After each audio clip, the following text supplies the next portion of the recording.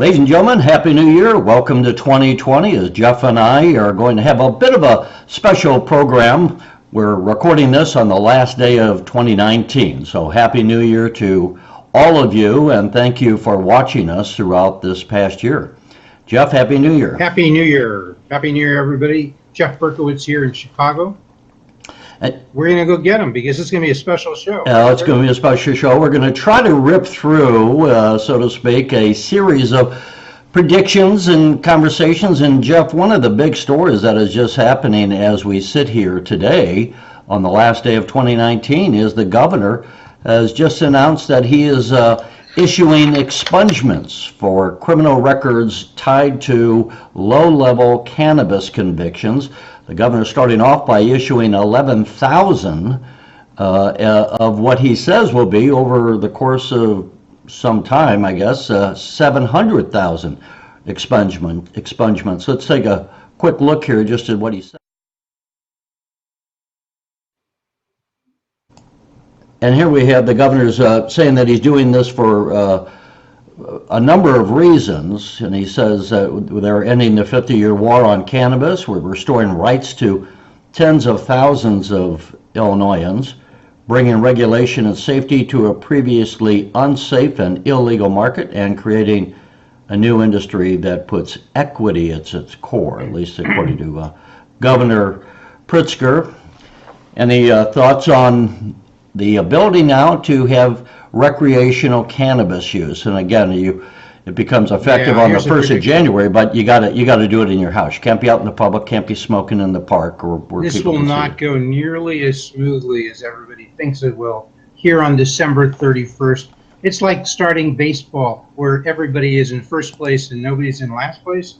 Just watch. When's the first person who is just expunged going to have a major criminal act come out? And somebody in the news is going to raise that. Then what will be said? When are we going to have some of the major social ills? Because the state has put its good, everybody smoke dope as much as they want. Okay, as long as you're over 21, as long as you do it in your house. Okay, it's going to go as nicely as people think. I'm just predicting. Okay. Well, we'll have to see too about law enforcement. I know talking to a number of people in law enforcement, they are against it. And one of the problems they say is, drinking and driving has long been a problem, especially on nights like New Year's Eve. But they don't have a good way to test for marijuana intoxication, and we'll have to see. As I loosely understand it, there has been an increase in accidents out in Colorado where it's been legal for some time, but your prediction is what? It'll be successful and go smoothly or not? No, I'm just kidding. I was being sarcastic. There'll be major problems. You can see Dan Henninger right now from the Wall Street Journal editorial board writing about the major social problems that may arise out of this. People have a lot of doubts as to the safety long-term, especially when adolescents start getting engaged. And I know the law says you have to be 21, but as you make it easier to get stuff, that filters down to lower age people. We have price controls, so this thing is going to be often more expensive than the black market, and so you're not going to get the quality control gains you get because people are going to avoid the higher taxes and the other regulatory restraints by going to the black market. So all I'm saying is it's not going to be as pretty as people think. But Terry, we don't have time. We're trying to hit 10 topics. Right. We need to move on to number 2, which is the governor is proposing to change the Illinois Constitution so that we can have a progressive income tax. The voters will have to approve that on the November ballot. What is your prediction, Jeff? Does it fly, or do the voters say thumbs down? Look, this is going to be Ken Griffin versus J.B. Pritzker. And who is Ken Griffin, for those who don't know? Ken Griffin is a multi. He's the richest man in Illinois. And he's been a Republican activist, although he has given to Democrats and other causes. But he will back a lot of the anti-movement, is what I predict. There'll be others who chime in. This will be the major political battle of 2020. Republicans who are otherwise all but dead as an Illinois party may come to life here. This is going to be the one thing that unites them, that moderates all agree on. I think it's going to be close, but I think it's going to get defeated. And a lot of the action is going to be, if it does pass, people will argue, it's not just a matter of who pays. What does it do to economic growth and jobs across the state of Illinois? People have not talked much about the business incentive as businesses come here and they're fairly high income people come here are going to be affected. I think a bunch of businesses are going to want to come here when their executives are going to be taxed at very high rates. So if you can't attract business, if you can't attract jobs, is that good for Illinois? I'm just sketching. Look, I'm not saying that's my argument, but those are the arguments people are going to hear and see Yeah, on the TV. I'm going to predict that it does not pass. It will certainly be a huge issue, and we're going to probably all get sick of all the ads, political ads, that'll be run both in favor and against it. But it's not an easy thing to get passed. It's not an easy thing to get to voters to vote for what is in effect a tax increase, and of course it'll be sold to the public as if, hey, it only really increases taxes on those making over $250,000. That may be true now, but you know, you can always change tax brackets once you start a progressive tax. Back in, I think it was 1913 when we started the U.S. Income tax, it was sold the same way, that we're only going to be taxing the top 1%. And of course now we see what's happened. The brackets are come down and the middle class is paying the bill. All right, so moving right along, let's go to item 3 because we're continuing to hemorrhage population in the state of Illinois. I think it's the 6th straight year that Illinois has lost population. There's some people like Ralph Martiri say, oh, it's a weather phenomenon. It's funny how the other states who have cold weather are gaining in population. Where's Ralph when you need him to ask? Maybe we'll talk to Ralph about it. So I predict this year we're going to lose more population for the 7th year in a row. And we're going to lose at least 1 congressional seat and maybe 2 as we go from, we used to have 20, we're now down to 18. We'll go either to 17 or 16. Somebody's got to do something to stem the decline in population in Illinois and in Chicago. Well, as we tape this, the U.S. Census Bureau just issued its population report, and in 2019, I think the stunning number is 105,000 people moved out of Illinois this year. We had a net loss of 51,000. You got people being born and coming into the state, or some people moving in. But we had a net loss of 51,000. And if you add up the last 5 years, we are at a net population loss of 171,000 people. That's roughly the area of Springfield, Illinois, is now out of the state. Well, look, people with feed as to what they think about Illinois and its prospects relative to their optional states to go to. It ain't good. Somebody's going to have to change it. You need you need viable competition between the two parties. You really don't have that in Illinois. You need a healthy Republican Party that's a loyal opposition to the dominant Democratic Party. Will that happen? And will that happen in 2020? I wouldn't bet on it. Let's go to the next topic.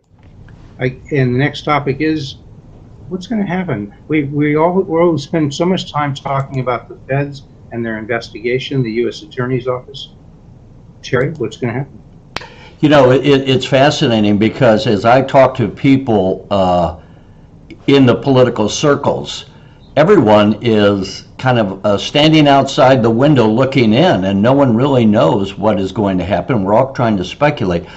Much of the speculation is that this is tied to a bill that was pushed through the legislature a few years ago, called the ComEd bill, that bailed out ComEd on some of their nuclear power plants.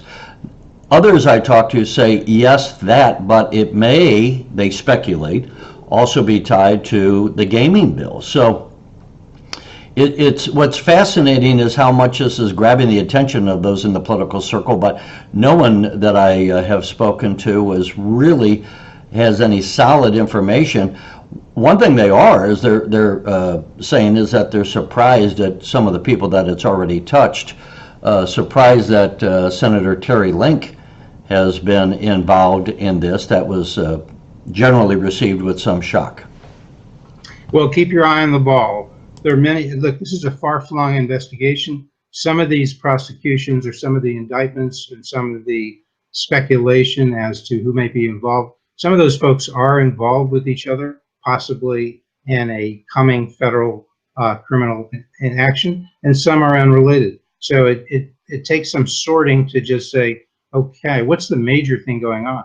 And as you referred to the subpoenas that have been issued earlier in the year, the subpoenas give us some idea when the feds subpoena documents and and computers and access to information so they can continue to gather information and to build their case. That becomes public what they're looking for.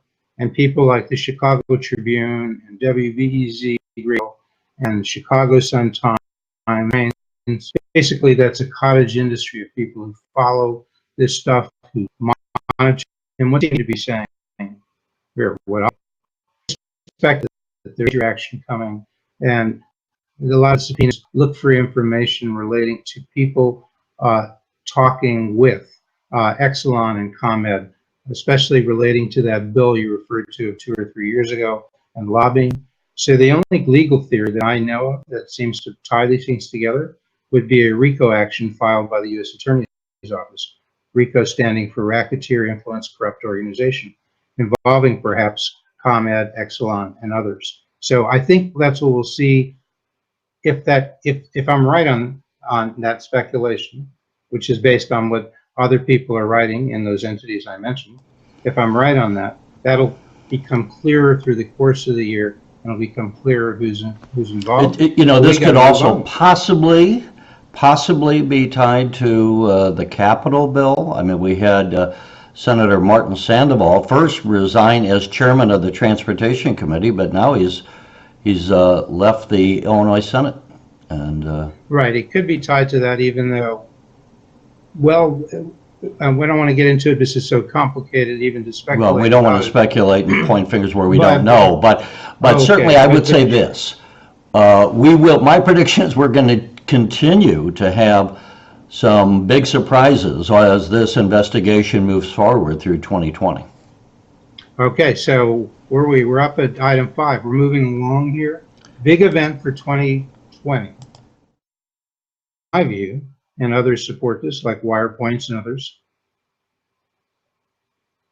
Mayor Lori Lightfoot is one of the things going forward, Jeff. She's got to deal with her budget that we've covered in the past, and starting, well, I guess already starting, we had the Charlie Beck era of the Chicago Police Department. How is Mayor Lightfoot going to do in 2020, do you imagine? Not so good. Smoke and mirrors. That's what people are saying. The budget that passed that was supposed to be balanced was balanced by words, not by numbers, not by reality. Smoke and mirrors. That budget that's right now in terms of spending is over 11 billion, will probably climb to 12 billion. There's going to be a major budget deficit in 2020 requiring a significant property tax increase, okay?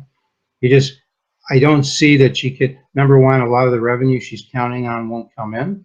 And number two, it's not even well defined. And number two, a lot of the so-called efficiencies and savings are not clearly articulated, and I don't think you're ever going to get it. So you got a major tax increase in Chicago, which has very negative effects for employment. What else did you mention? So that's the budget issue, and anything else on this issue.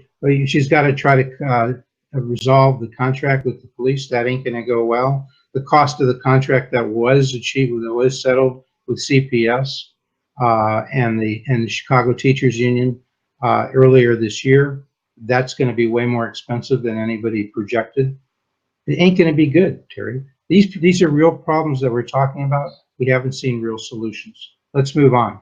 Talking about real problems. Well, before we do, what about the Charlie Beck era in Chicago crime? Do you think he's going to have an impact? Do you think he'll be better received by the man on the street, the cop on the beat, I should say, than Eddie Johnson?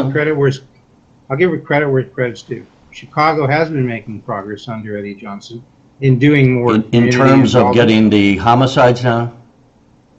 Well, some of those are smoke and mirrors. Some of those are changes in definition. So I think the clearance rate, which they've said has gone up, they're solving many more homicides. A lot of that's just a joke. Okay, we don't have time to go through it now. But the real credit is over the last year or two under Johnson, and that'll continue over who else anybody replaces him. They are making a greater effort, the Chicago police, to be more involved in the community. And as you do that, and so that's number one. There's been a long-term trend in decline across the nation, as well as in Illinois, in homicides and shootings, and we've seen that. We've gone down, way down from the peak year of 2016, recent peak year, and this year will be another significant decline.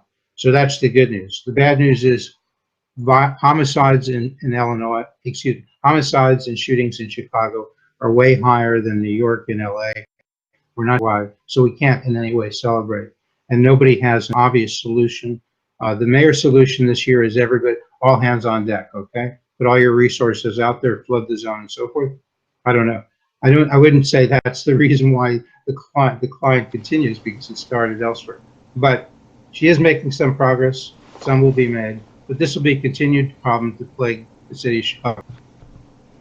We can go on now and talking about people leaving the state. One of the common reasons that we often hear is that the property taxes are so high in the state.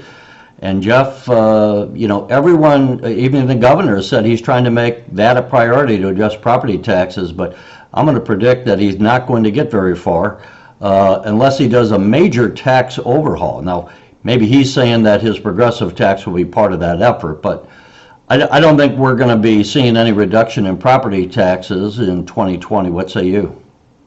No, and you know, he promised that as a result of his pension consolidation for fire and police, that there'd be an increased rate of return, and that would help restrain the growth of property taxes. That's not the case. Anybody who looks at his or her property tax will see the major component is education. Yes, pensions for education are high, and a significant part, but they're not the only part. Current salaries are high. So until you overall and reform education spending, certainly in the inner city areas, but also across the state of Illinois, you're not going to see a reduction in property taxes. So that, as I said, it's going up in Chicago. It's going to go up in the suburbs. That's just going to happen.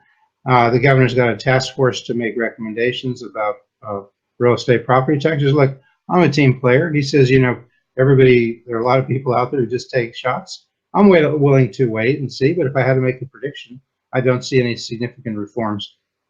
In order to cut property taxes, to make real change, you have to have significant reforms, institutional reforms, collective bargaining, etc. Okay?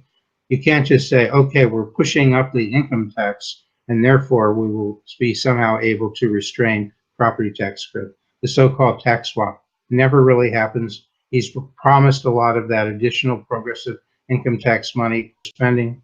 It's not the solution. And the main thing we haven't mentioned, the 800-pound gorilla, it's the pension liability for the state of Illinois and for the city of Chicago. The real number is $270 billion for the state of Illinois. Some people like to use half that number, the so-called official number.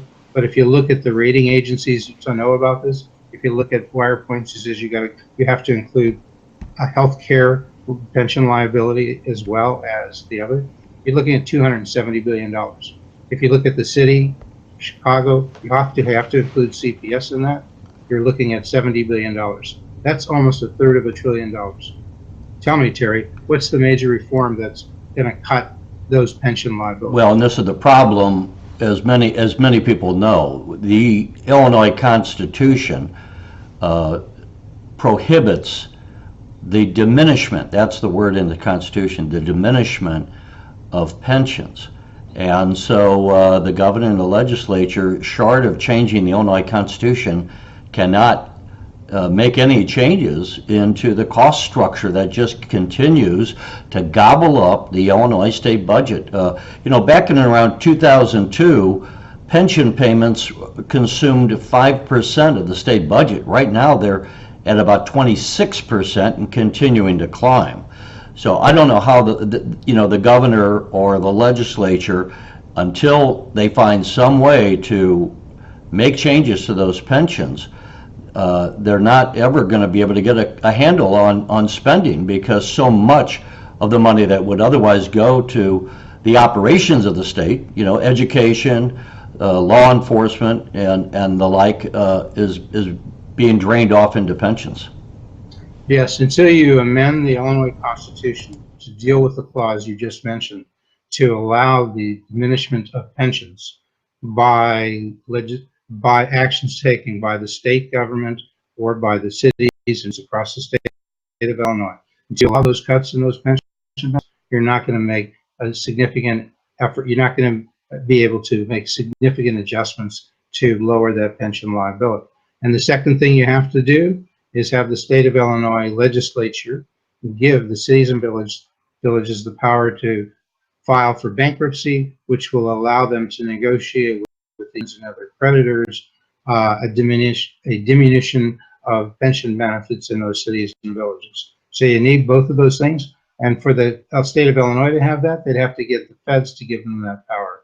I don't see that on the horizon. Both the mayor and the governor said they're going to stick to their promises, as they call it, to not cut pension benefits, to keep their agreements, they say, with the unions. And Mike Madigan, major power, of course, in the state of Illinois, he's not indicated he will take on the unions. Until you do that, no improvement. Here we have this cost differential between the Chicago public school teachers and their salaries and in the pensions, I should say, and the Social Security on the left in blue. And right, Terry, you have people retiring now who put in 30 years from CPS, not talking the future increases that result from the contract that was just made with CTU. But before you get to that, people are currently retiring at a nice salary of about $70,000 per year, when Social Security recipients are averaging about $20,000 or less a year. 20,000, 70,000, see that differential? And you're talking large numbers of teachers. We're not just talking outliers here. Yeah, I think the average Social Security check is in the neighborhood of $1,500 or maybe even a little less than that a month. And the legislators who make these laws, they're not that many, but to give you an idea, we've talked about this before. Senate President John Cullerton just resigning after 40 years or so in the legislature. If he lives to be 95, he's looking at a $4 million payout to him in pensions. Is he going to voluntarily give that up? Now, I'm not saying there are a lot of $44 million payouts, but you can see the whole point is the pensions that are being received that nobody wants to cut, at least the governor and the mayor, they're just outrageously high. Whether we're talking teachers, whether we're talking legislators, we're talking many state employees. They're just way higher than the people can be asked to pay the taxes, the higher taxes, okay? So there you are. But let's go on to impeachment. We only have a few minutes left, and that's the word of the day. And it's clear as we sit here on December 31 that, well, the articles of impeachment that the House voted for will probably be sent over to the U.S. Senate within the next week or so. And the Senate will then do its magic, okay? Because the Republicans control. Well, what does that mean, the Senate will do their magic? First of all, you're predicting that the House will send over the articles of impeachment. They will do That's an open question. And then, of course, your prediction is that almost assuredly, with the Republicans controlling the Senate, that Trump will be found innocent and remain in office and remain a candidate for re-election. Right. And I'd say that with 99% assurance. Why? Because Mitch McConnell is the best. Really, when it comes to McConnell and Speaker Pelosi, he's got the major advantage. Guess what? He's the leader of the Senate. She's the leader of the House. And she said she can run things, and she did when it was in the House. But guess what? The U.S. Constitution gives the power to the Senate to run the Senate. She's got zero power. She tried this leverage of withholding it, and he said, geez, I don't see the leverage there. Do you think we're going to get any Democrats to vote in the Senate with the president? In other words, to vote not to impeach him? All the Republicans will hang tight, and so there's 53 Republicans voting not to remove the president. You have 47 Democrats, but you know what? Joe Manchin never hangs. That's how he's the senator from Joe Manchin, Democrat from West Virginia. So he'll go with the Republicans. Doug Jones, who's somewhat precarious there now, having recently come from a state that is a Trump state. So Jones. Yeah, no one figures that he's going to be reelected. He has a very hard reelection. He just won a special election, was it 2 years ago? Right. And he's not, he's not going to make it any easier. So that's a 55-45 vote. What do the Democrats have to do to show me wrong? That could happen. That could happen. The Democrats could say, well, look at Lisa Murkowski. She's an independent from Alaska. She's already made some sounds that she may not go along with the rules that Mitch McConnell wants to keep this brief and have no witnesses. Susan Collins making some words about that. She's the moderate from Maine. So they could win over Murkowski. They could win over Collins. They could even win over Mitt Romney, who's, become a bit of a flake in his senior years from Utah. And so that's 3. But they need 4. They need 4, okay? I mean, I don't know what happened. I don't think that's going to happen. Look, a lot of people have been very critical of the weakness of this whole impeachment process. And let me insert, I think one of the things, as far as predictions, that is going to be a huge story developing as we go forward is the investigation into this investigation of the president, this, what the president says is his spine. And the John Durham investigation, the Attorney General William Barr has appointed federal prosecutor Durham from Connecticut. I think Durham will, at some point in 2020, probably before the 4th of July, have some indictments of some of the famous people that have been named here, people like perhaps John Brennan, or Clapper, James Clapper, perhaps Comey of the FBI, or McCabe of the FBI. This is going to be an interesting investigation to watch at the federal level. We already talked about how we'll have to see how the investigation at the state level develops. Right, as we roll toward the Democratic president of the United States, will it be Biden? Will it be Elizabeth Warren? Will it be Bernie Sanders? Will it be Pete Buttigieg? Will it be, I don't know, will it be... Who do you predict is going to be the Democratic nominee? I'm going with Biden, okay? I'm going with the chalk. They're going to put this old guy on the bench who may have dementia and may have Alzheimer's. Who knows what the hell he has? Okay. And who wins in November? It could be close. You got 2 old guys there. You got Trump going up against Biden. You're never sure if either's going to make it if they get elected. Okay, I'm going to predict, because we're running short of time here. I'm going to predict that Biden is the nominee, and he'll probably pick a black female as his running mate. I'm not sure who that would be. Perhaps Kamala Harris, who ran before, the senator. But that's my prediction. Sure. I think Trump easily wins re-election. This is a very weak Democratic field. Almost all. He wins, Terry, but it ain't easy. It's close. And LSU is going to win the college football championship 24-14 over Clemson on January 13th. And with that, I think we're out of here, Terry. I think we are, and folks. Happy New Year, Terry. Yeah, Happy New Year, and we'll catch you in 2020.